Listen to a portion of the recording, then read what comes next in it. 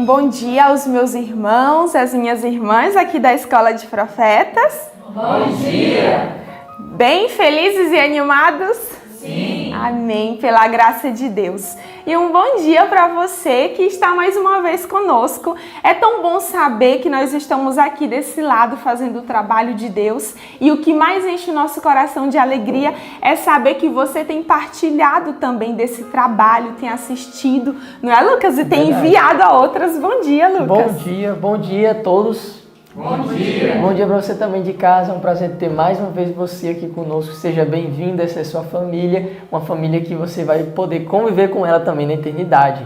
E nós estamos em um lugar diferente, né, professora Paula? Nós estamos em um ambiente novo. E talvez você se pergunte, mas que lugar é esse? Nós estamos aqui na nossa sala de aula e hoje você tem a oportunidade de conhecer um ambiente tão frequentado por nós. Exatamente. Lucas, pelo menos quantas vezes ao dia você passa por aqui? Muitas vezes, nem sei, até perco as contas, mas são muitas vezes. E aqui é onde a gente estuda a palavra de Deus, Espírito e Profecia. É daqui que a gente recebe o alimento espiritual para poder compartilhar com vocês aí de casa e assim o nome de Jesus ser honrado e glorificado.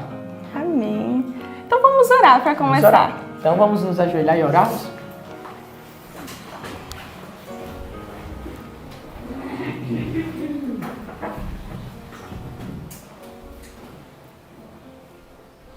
Senhor, nosso bom Deus e nosso eterno Pai, muito obrigado, Senhor, por mais um dia que o Senhor nos concede com vida e com saúde.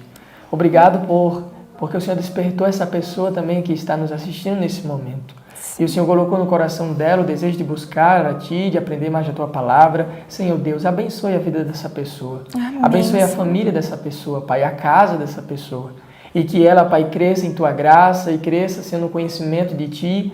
E que o Senhor derrame sobre a vida dela o Espírito Santo, para que ela possa praticar todas as coisas que a palavra do Senhor nos ensina. Amém. Seja conosco, ó Deus, nesse culto que nós fazemos ao Senhor. Recebe esse louvor e seja com a mensagem que ela possa, Senhor Deus, pelo poder do Teu Santo Espírito, falar aos nossos corações e gerar transformação, conversão e arrependimento. Amém. Pedimos a Tua bênção em nome de Jesus. Amém, Senhor.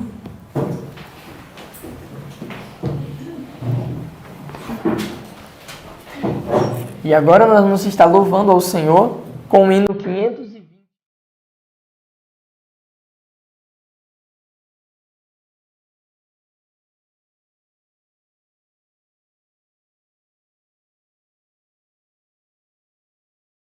Se nós quisermos gozo ter, busquemo-lo de Deus, colhendo as bênçãos com prazer, em seu amor nos deu. A perdão, poder e paz, e graça e luz, e amor gentil. Em Cristo a fonte de prazer, a Ele demos glórias e honras mil. Em sua graça tenho sim poder para triunfar. O Espírito divino em mim me livra de pecar. Há perdão, poder e paz, e graça e luz, e amor gentil. Em Cristo a fonte de prazer, a Ele demos glórias e honras mil. O Santo Espírito também me ajuda a conquistar a alma que ainda se detém bem longe do seu lar. Há perdão,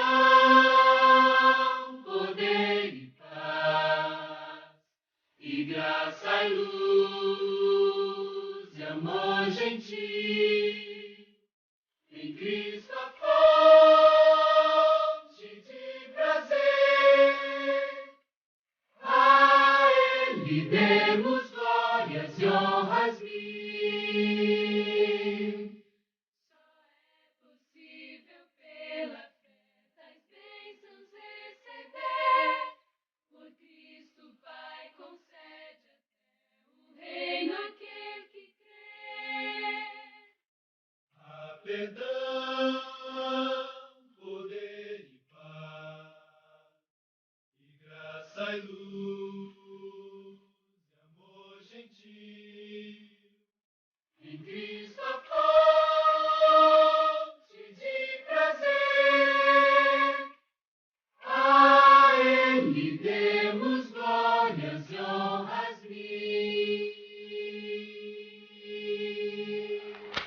Muito bem, então vamos para o nosso verso. Nós ainda estamos aprendendo Lucas. Lucas capítulo 12, você pode abrir também sua Bíblia.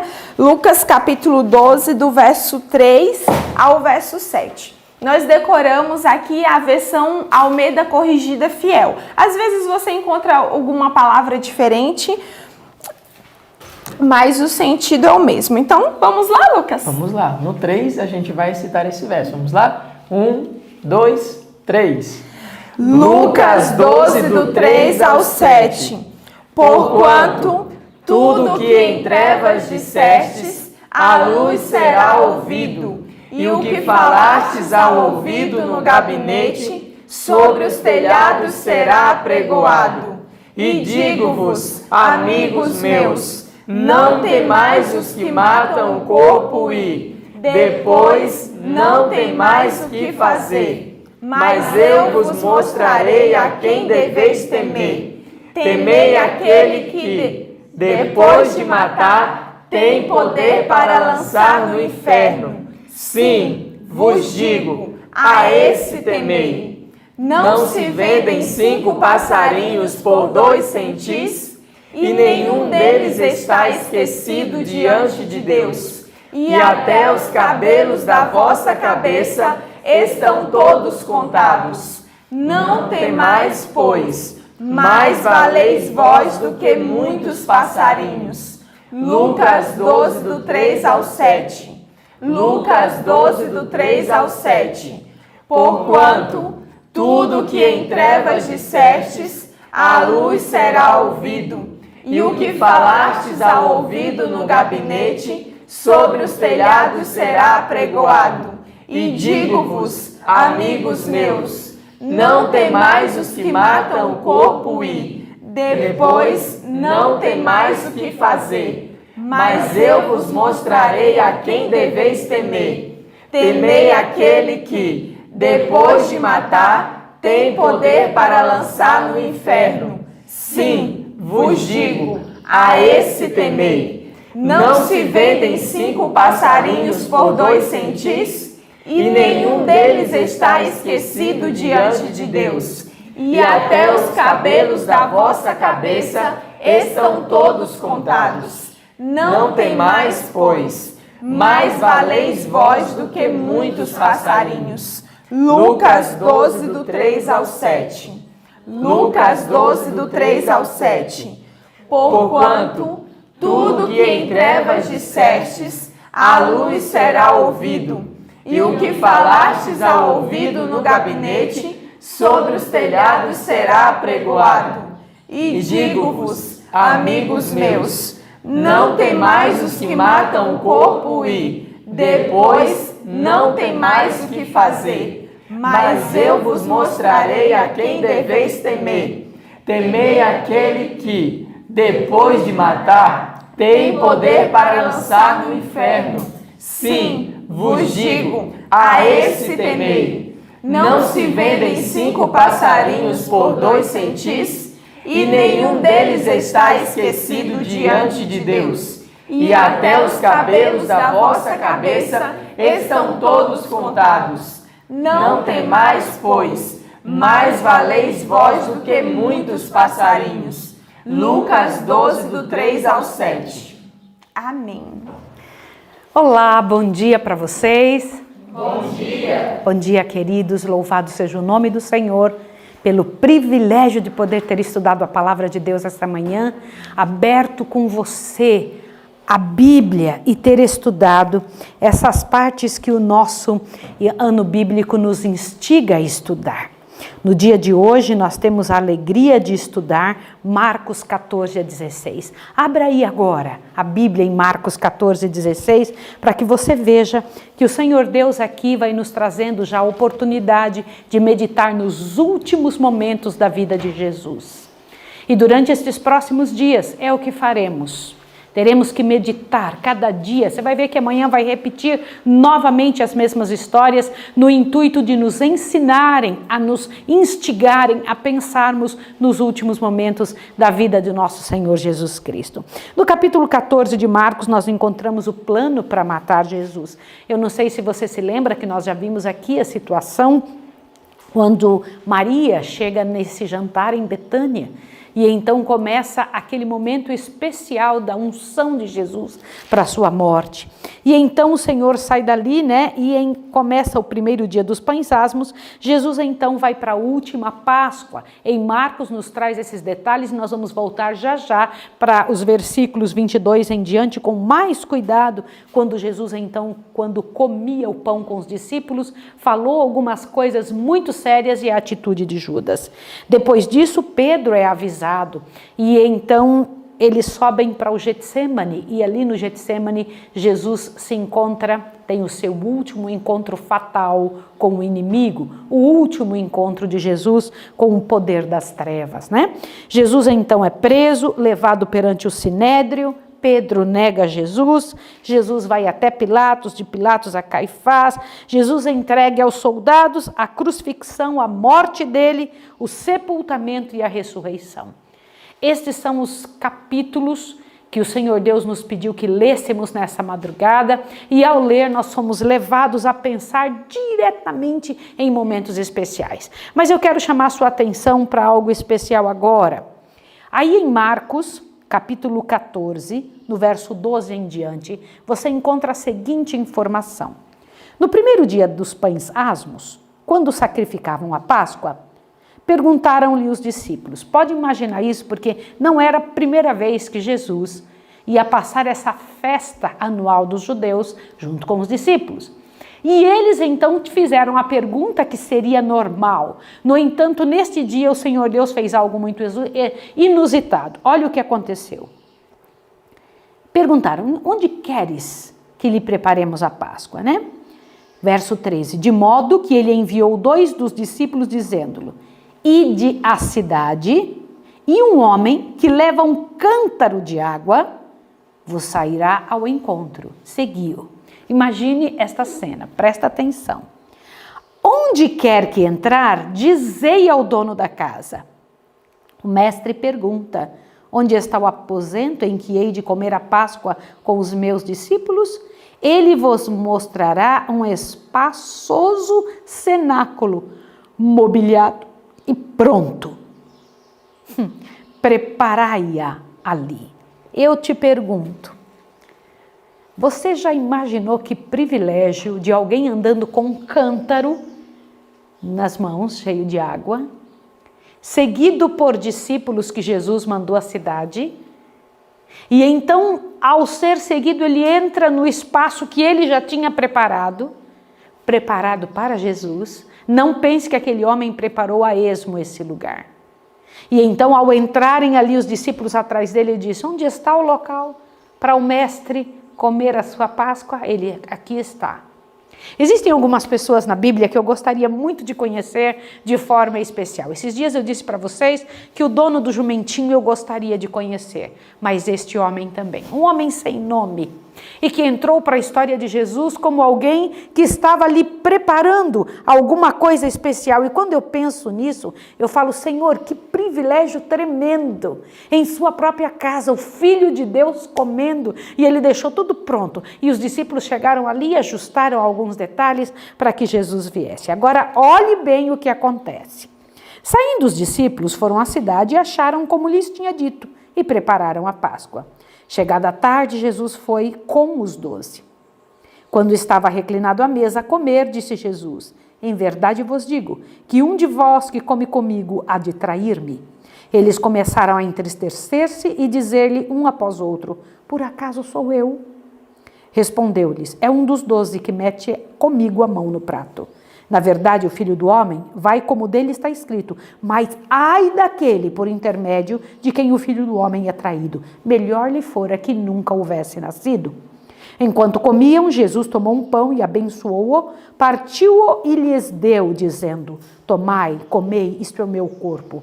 Então tomou o cálice e, dando graça, deu aos discípulos, e todos beberam dele. Disse-lhe, isto é o meu sangue, o sangue da nova aliança, que é derramado por muitos. Em verdade vos digo, que não beberei mais do fruto da vide, até aquele dia em que o beber de novo no reino de Deus. Tendo cantado o hino, saíram para o Monte das Oliveiras.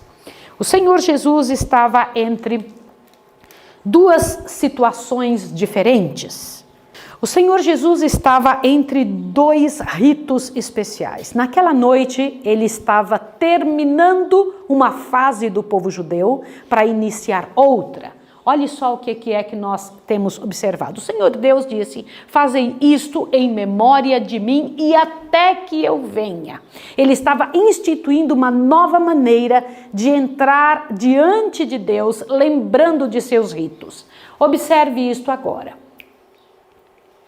Passaria para sempre a festa nacional dos judeus. Por que eu estou dizendo isso? Uma era a Páscoa, que os discípulos, que todo o povo judeu haviam trabalhado nela, haviam programado o seu coração e sua história como judeus, para que uma vez por ano comemorassem. A outra, Jesus estaria instituindo para ser até a volta de Jesus. Era um marco especial. Esse serviço que Cristo estabeleceu devia ser observado por seus seguidores em todas as terras e por todos os séculos. O que era a Páscoa? A Páscoa era o momento em que o povo de Israel havia, e que é hoje inclusive, havia lembrado.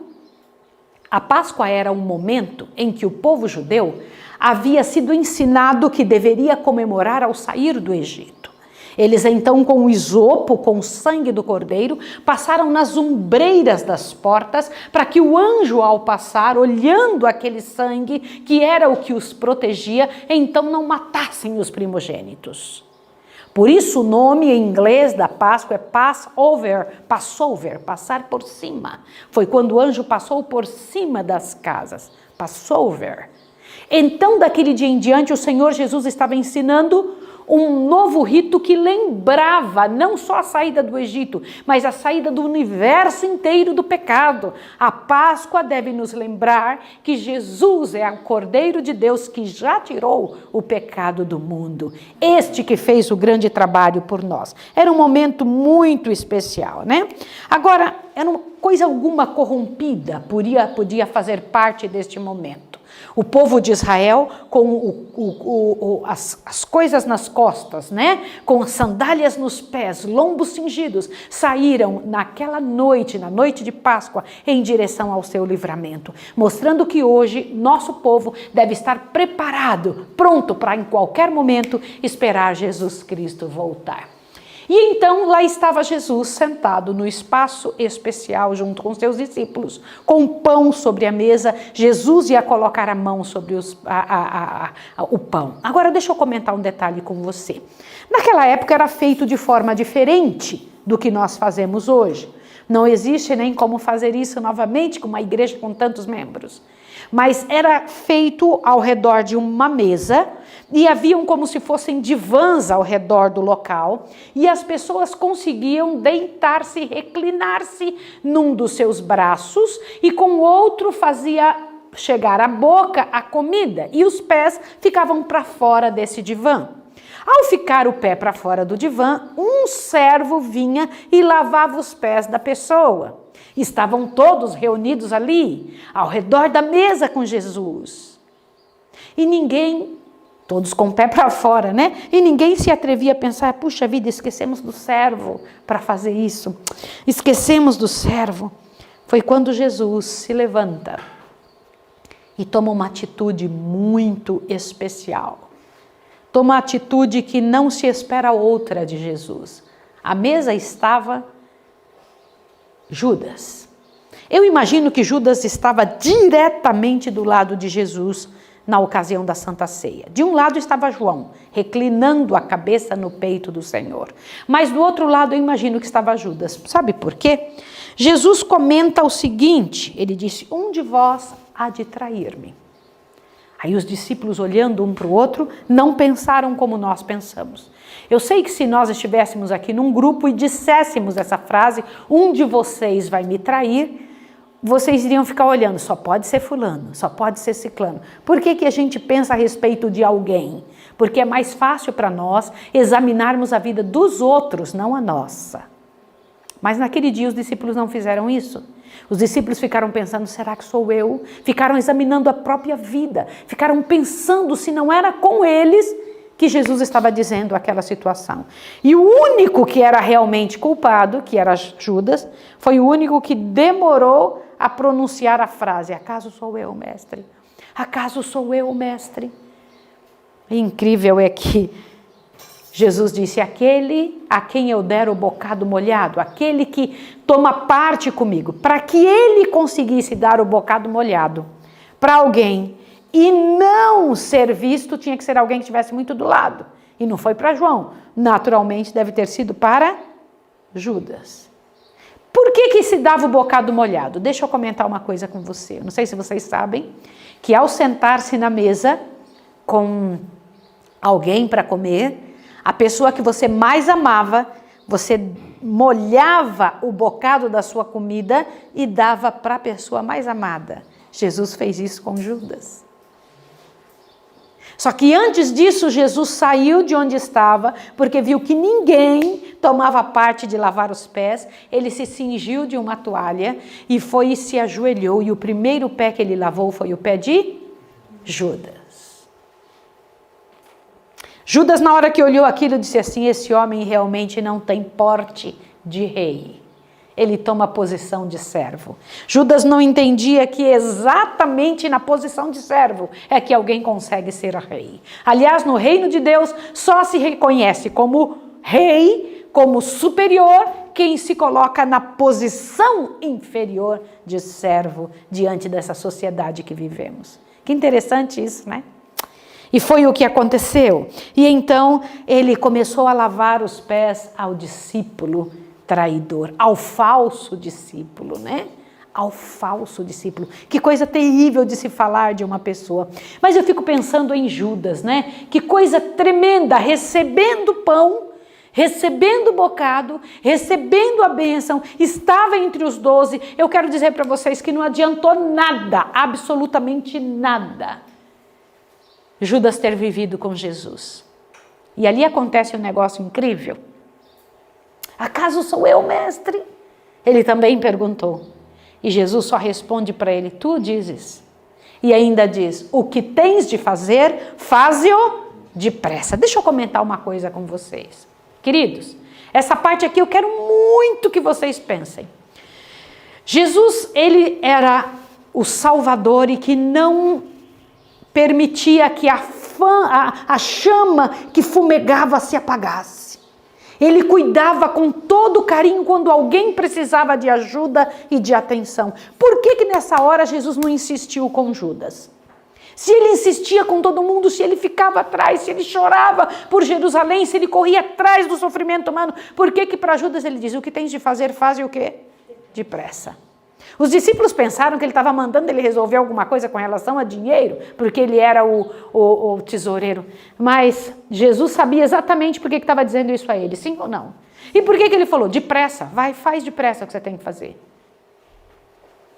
Podem imaginar essa cena? Gente, conviver com um traidor é um dos negócios mais terríveis que pode existir. Olha ele saindo do meio do grupo. Imagina isso, ele saindo, e saía com o coração chateado, porque ele falou assim: fui exposto, agora sim vou lá e vou fazer. Você pode pensar assim: ah, mas também Jesus foi expor Judas no meio dos outros. Deixa eu falar uma coisa, ele já tinha por 2 vezes ido na frente dos principais sacerdotes, foi ou não foi? Sim ou não? Ele já estava com isso no coração? Sim. Eu não quero dizer para vocês que um pecado não acontece de uma hora para outra. E o pecado fatal, do que eu estou falando? Fatal. Ele tem um longo caminho de percurso até pegar a pessoa pela última vez. Presta atenção nessa frase, que essa frase me chamou muita atenção. Surpreendido e confuso ao ser exposto o seu desígnio, Judas ergue-se e apressado sai para deixar a sala. Disse, pois, Jesus: o que fazes, falo depressa. E tendo Judas tomado o bocado, saiu logo. E era já noite. Ele pegou o bocado de amor que Jesus tinha dado, ainda comeu, olha, que coração é esse, né? E saiu dali, já era noite. Agora presta atenção. Noite se fez para o traidor, ao sair ele da presença de Cristo para as trevas exteriores. E essa frase aqui me enche de pavor. Olha o que está escrito. Até dar esse passo, Judas não passara os limites da possibilidade de arrependimento. Sempre tem um momento em que é o último, que dali para frente não tem mais jeito. Mas quando saiu da presença do seu Senhor e de seus condiscípulos, fora tomada a decisão final, ultrapassar os termos. Sabe o que significa isso? Uma pessoa andando na terra sem nenhuma condição mais de voltar atrás. Era o caso de Judas. Totalmente vencido pelo diabo, mesmo com toda a luta de Jesus. Até aquela hora que ele recebeu o bocado ainda tinha jeito, sim ou não? Que situação. Quando eu paro para pensar nisso, eu falo, meu Deus do céu, que situação tremenda. Um ano antes o Senhor Deus tinha dito, um de vós é um diabo. E por que Judas era considerado um diabo? Pela atitude que tomava, pela maneira como agia frente a quem o amava, pelo posicionamento satânico que ele mantinha no meio dos discípulos puros, ele mantinha esse tipo de posição de traidor, de gente ruim.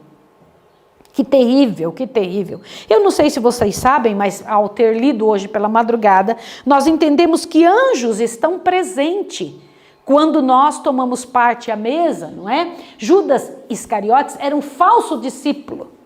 Olha só, eu coloquei uma frase aqui. Quando a proximidade com Jesus não faz a diferença. Olha que coisa tremenda. Pensa nessa frase. Quando a proximidade com Jesus não faz diferença. Imagina 3 anos e meio com os discípulos de Cristo, 3 anos e meio ouvindo as verdadeiras pregações, 3 anos e meio com ninguém mais, ninguém menos, não o maior pregador. Ele tinha o Filho de Deus, a majestade do céu junto com ele. E de que adiantou isso na vida dele? Nada, absolutamente nada. Não adiantou nada. Judas simplesmente permaneceu perdido. E como perdido foi que ele morreu. Quem que pode participar da ceia? Quantas pessoas vocês acham que pode participar da ceia? Respondam para mim. Quem que pode? Mas e se for uma pessoa muito má, cheia de miséria? Pode participar da ceia? Pode? Pode. Eu sei que algumas pessoas me fazem essa pergunta, mas irmã Maísa, pode participar da ceia um ladrão? Pode participar da ceia um drogado? Pode participar da ceia um miserável? Deixa eu comentar uma coisa com você. Presta atenção para que você pense sobre isso. Se bem que Jesus conhecesse Judas desde o princípio, lavou-lhe os pés. E o traidor teve o privilégio de unir-se com Cristo na participação do sacramento. Um longânimo Salvador empregou todo o incentivo para o pecador o receber, arrepender-se e ser purificado da contaminação do pecado. Esse exemplo nos é dado a nós. Olha, a pergunta é, quem pode participar da ceia? Deixa eu continuar. Quando supomos que alguém está em erro e pecado, não nos devemos apartar dele, não devemos por nenhuma indiferente separação deixá-lo presa da tentação ou empurrá-lo para o terreno de Satanás. Esse não é o método de Cristo. Foi porque os discípulos estavam em erro e falta que ele lhe lavou os pés. E todos, com exceção de um dos 12, foram assim levados ao arrependimento. O exemplo de Cristo proíbe a exclusão da ceia do Senhor. Verdade é que o pecado aberto exclui o culpado, mas quem que tem que decidir se vai permanecer ou não na ceia? A própria pessoa. Por isso o Senhor Deus diz, examine-se cada um a si mesmo, se você pode tomar essa ceia, mas nós que estamos juntos não podemos dizer você pode ou você não pode. Compreendeu isso? A pessoa que quer vir participar da mesa, o risco é dela. O risco é da própria pessoa, porque ela sabe que não pode participar indignamente. O que é participar indignamente? Em aberto pecado. Consegue entender? Quando a pessoa está fazendo alguma coisa que sabe que ela não é uma pecadora, é uma pecadora costumada. O que é um pecador costumado? Pecado de mão levantada. Eu vou fazer e pronto. E isso é muito sério, tá? Agora, anjos estão presentes. Não existe como esta ocasião, anjos do Senhor não estarem ali. Eles vêm, participam conosco. Mas, infelizmente, anjos do mal também estão. Quando tem alguém que não está dentro do clima, diz que os mensageiros do príncipe das trevas vêm estar no mesmo local. Vocês podem imaginar o que é isso? Porque as pessoas indignas acabam vindo, mas diz que o próprio Senhor Jesus vem estar presente. Isso não enche o coração? Sim ou não? E eu fico pensando nisso, gente, que coisa tremenda, que coisa bonita, o próprio Jesus, né, estando presente, né? Gente, isso é um período, Páscoa é um período de privilégio. Eu vou repetir, Páscoa é um período de privilégio. Todos quantos negligenciam esses períodos de divino privilégio sofrerão prejuízos. Deles se poderia quase dizer, nem todos estáis limpos. Não se esqueça, se você tem a chance de fazer este momento especial, de participar da ceia, em que com certeza anjos de Deus estão presentes, participe, tá? Ao que falar durante a ceia? O que se fala durante esse momento de ceia? Olha ali, ó, durante a ceia não se deve ficar falando sobre diferenças entre seres humanos, problemas que aconteceram entre um e outro, dificuldade. Não, isso deve ser falado antes da ceia no lava-pés. Eu vou repetir novamente para você. A pessoa deveria resolver os problemas antes de vir para a Santa Ceia. Não se fala nessa hora de problemas, de misérias, né? Nosso Senhor diz, sob a convicção do pecado, lembrai-vos que morri por vós. Quando opressos, perseguidos e aflitos por minha causa e a do Evangelho, lembrai-vos do meu amor, tão grande que por vós dei a minha vida.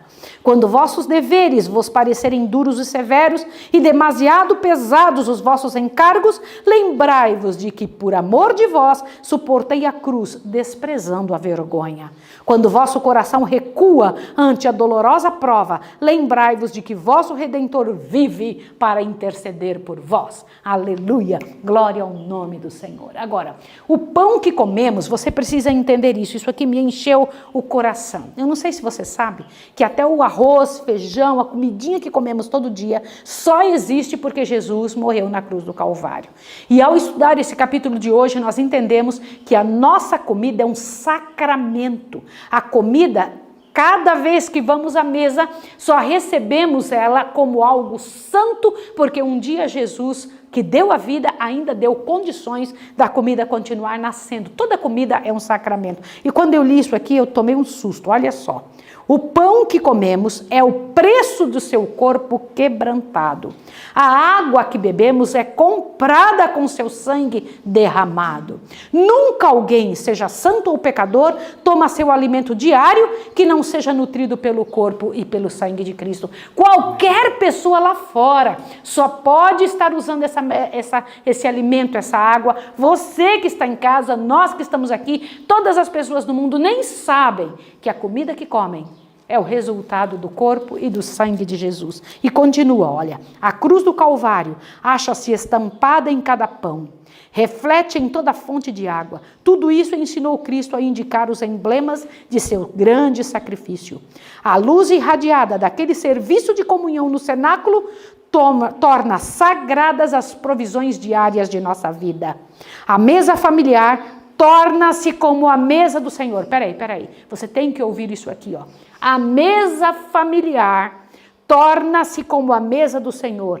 E cada refeição é um sacramento. Quando eu leio isso, eu fico, meu Deus, que coisa tremenda.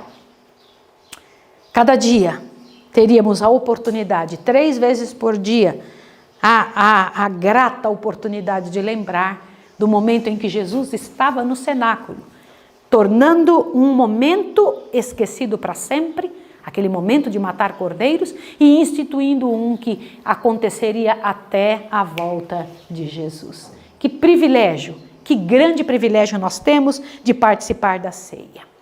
Eu quero fazer um apelo para você também nesta manhã. Que pela graça, pelo poder de Jesus, não sejamos excluídos deste momento. Que nenhum de nós tenha o desprazer e a má a falta de bênção, né? O foco errado, como teve Judas, ao tomar aquele momento de maneira tão terrível em sua história pessoal, deixando uma marca tão tenebrosa para a história da humanidade. Que os ritos que o Senhor Deus deixou para nós nos lembrem que Ele, o Cordeiro de Deus que tira o pecado do mundo, tomou parte em nossa vida para que pudéssemos tomar parte na vida dele. Que o Senhor Deus abençoe você muito.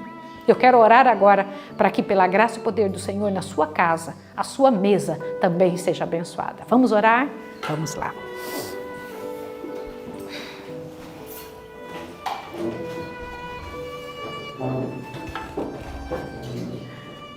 Santo Deus e amado Pai que estás nos céus, nós louvamos o teu nome pela graça e poder de Jesus e rogamos a ti em nome de Jesus Cristo que o Senhor tome a nossa vida agora. Que o Senhor coloque a sua mão sobre a nossa cabeça e nos faça lembrar, gravando com letras de fogo dentro do nosso coração, que quando tomamos parte na mesa todos os dias, é um sacramento. E que pela graça e poder do Senhor, a tua igreja, a igreja verdadeira na terra, ao instituir, Pai de amor, ao levantar estes emblemas que tu instituístes, aqui dentro da nossa igreja, dentro da nossa instituição como na terra, que é a Igreja Adventista, estamos participando do corpo e do sangue de Jesus. Rogamos a ti que em nome de Jesus Cristo nos dê essa chance mais e mais vezes e que daqui uns dias, Senhor, possamos tomar contigo, com Jesus, o suco da uva, porque Jesus tem todo esse tempo sem tomá-lo. Em nome de Jesus nós rogamos e agradecemos. Amém, Senhor. Amém. Que Deus abençoe você e até amanhã. Um abraço.